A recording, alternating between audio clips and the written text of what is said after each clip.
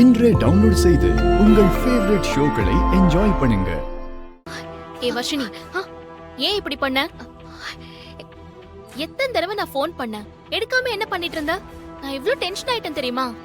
சாரிக்கா, ஃபோன் பேக்ல இருந்தது, நான் பார்க்கல. போய் சொல்ற, நீ போனை கட் பண்ண. என்னாச்சு? ஏன் இவ்ளோ பதட்டமா இருக்க? நீ ஏதோ சரியில்லையே. ஏன் அவர் வரவே இல்லையா? இட்ஸ் ஓகே, அதெல்லாம் இருக்கட்டும்.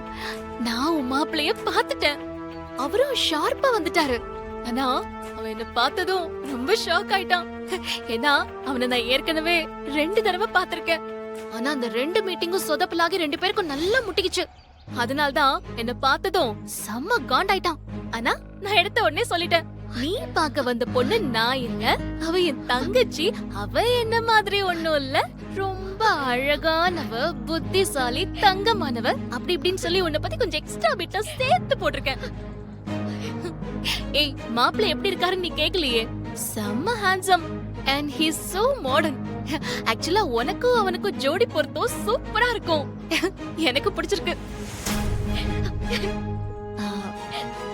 வர்ஷினி, எனக்கு பார்த்த மாப்பிள்ள வரலையா?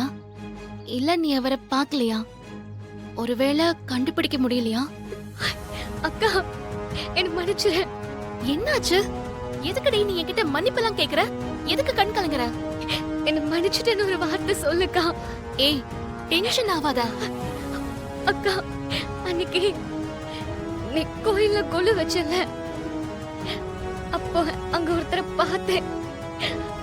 அவரை பார்த்த உடனே என் மனசுக்கு ரொம்ப பிடிச்சிருந்தது.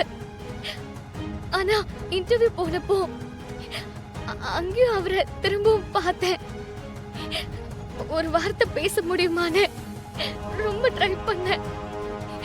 அவரை பார்க்கும் போதெல்லாம் என் மனசுக்கு ரொம்ப சந்தோஷமா இருந்துச்சு.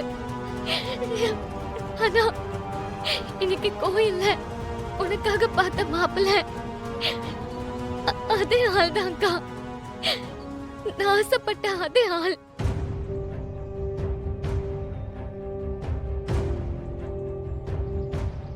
நான் தான் ராகவ். நீங்க பார்க்க வந்த மாப்பிள்ளன்னு அவரு சொல்லும் போது